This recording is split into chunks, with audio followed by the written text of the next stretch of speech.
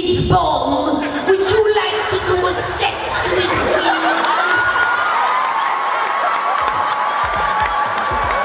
We are here on day 3 of Lvl Up Expo. This mic doesn't fucking work yet, but it will. Alex Brightman. This is Alex Brightman's first time at a con. I think he likes it. He better like it, or I will kill him. How's the panel? The panel was great. Thank you for asking, nebulous camera that follows me around everywhere. The anticipation.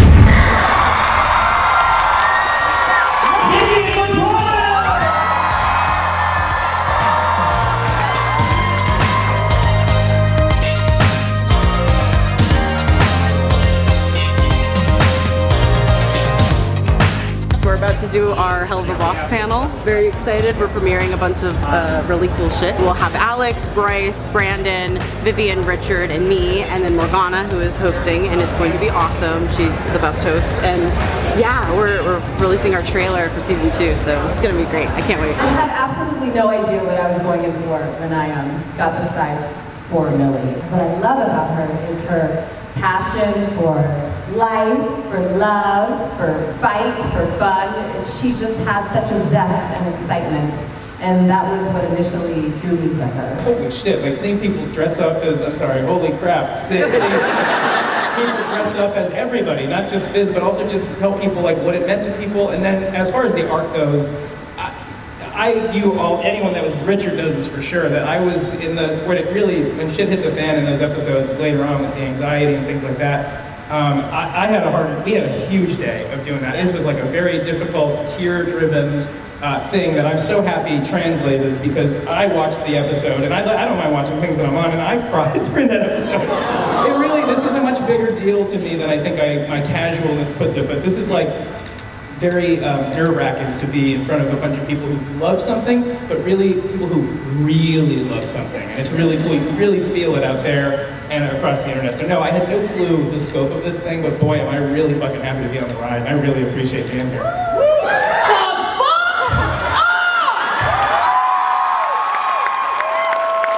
My favorite thing to say, and the first thing I say whenever I get in the booth is, "Oh, Blitzy!" My favorite song is whatever one we're recording next. I'm caffeinated. Wow. I don't remember that line. This ass is mine! My favorite one is, besides Millie!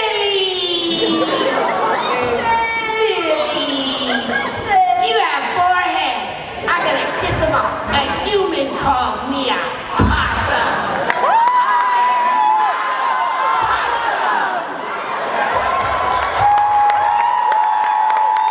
What are we doing? We're doing a quote and a song? One song. I'm so sorry I fucked your husband. Well, I told her. See, well, the thing is, I fell on the table and she's looking at me like I'm crazy, and I just had to get it out of the way. I fucked him. And, my favorite song is, stepped on my nuts and she sucked on my ass. Ate out my dick and a trick. No, cover your ear. Cover your ear. Mine is, which is just 2 words. One of them is not even a word, and one of them is a musical instrument. So, and that is trumpet.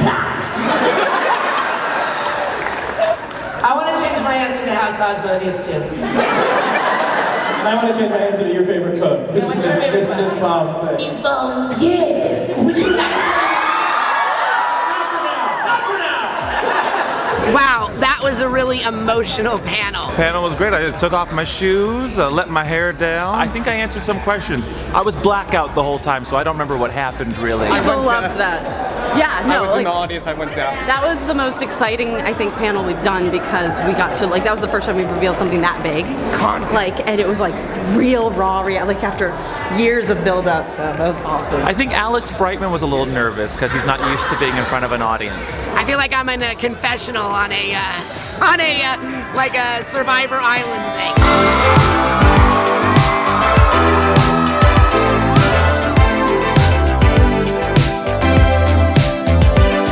Finished with the main cast of HELLUVA Boss panel. The roof absolutely got blown off of the place. It took me for fucking ever to walk that line and just see who was trying to get into it.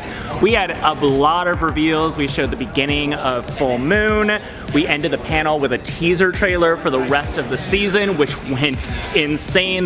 My eardrums got blown out of my skull. Got to introduce a few new players coming into the equation of Harvey Gillon, John Waters that we're bringing into the show, Patrick Page. So I could tell from the audience's reaction that people are going to be thrilled with where this season goes. Look at this!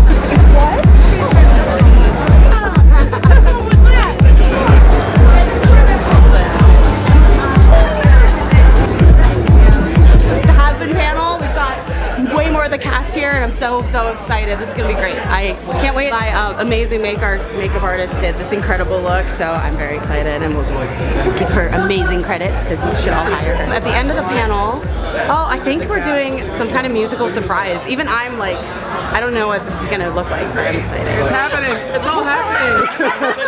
I was like, what can I do to help her? That was How can I help? That was perfect. It was exactly. I was like, I don't know the words in accent. It was really good. No, it was. Sky. I'm thrilled to be on the show. And I didn't realize people said things on the internet until I got into the show, which has been super nice and sometimes not. Yeah. All mostly nice in this room. All of our shows start off with just like one line that just says cast Alex Brightman underlined 5 times. Yeah. I'm very grateful. And the bribes will continue to keep coming. I heard about the Hellaverse. I actually auditioned for a lot of the characters. I sent in like a ton of, I think for maybe 5 of them, and I saw Cherries and I was like, this is me, and the Australian accent, like, it just was a perfect match. I think we knew if we had seen the pilot, we were like, oh fuck, I want to be a part of that. When Viv, you called me, I feel like Viv was like, oh yeah, do you want to do this? I said, fuck yeah, I want to do this. But we did not realize, I think until maybe Happy Day in Hell dropped, and we just got some response to the first song that Sam and Andrew wrote. We went, oh, this is gonna be big. A lot of audition emails will like talk about like how great the show is, and so I was like, okay, like sure, you had me at audition, no, I mean it's been like such a wonderful process of I got you. Desperately want to put my feet up on it. Like I'm like sitting here like, how can I sit you down, please? Like, get comfortable. Anyway, so like as a fan of musical theater and animation, and as a person with intense religious trauma. The YouTube algorithm brought Has-Been Hotel to me in 2020. So I was just like in lockdown, just like truly had nothing else to do with my life. And then like Has-Been came on and I was like, this is incredible. Wow, this is such a cool show. I would love to be a part of something like this. It was so cool to see like indie animation at such a high level. My buddy Andrew Butler wrote a song for HELLUVA Boss, in the episode Western Energy, the Ballad of Stryker. And he hired me to sing like the tenor part on that song. I like riffed at the end. Like, what was it? I like improvised. What was the riff? Can you give us a taste? He's Stryker, he's Stryker. Which I just improvised that, and they're like, we're keeping that. We're gonna animate that. It truly was like 2 minutes long. I felt like there were a lot of expectations going into Has-Been. With HELLUVA, obviously, it felt like, more kind of coming in clean. No one was expecting anything. It was just, hey, this is whatever the next episode out is. Whereas with Has-Been, with the pilot and with its incredible reception, and with like this whole kind of fan ecosystem around it, stuff like Addict was amazing. Having to step into that world was terrifying. I was shaking and quaking, and honestly, I think part of it is just all of this here, which exists in a bigger way now after the show is out, but already existed then. And knowing that and thinking, oh my God, like there are all these people like putting so much energy into this show and caring about it so much. And it felt very different working on the HELLUVA Boss stuff. which felt a little bit more, well, you know, like this is kind of a new thing. No one's really going like, hey Sam, get it right.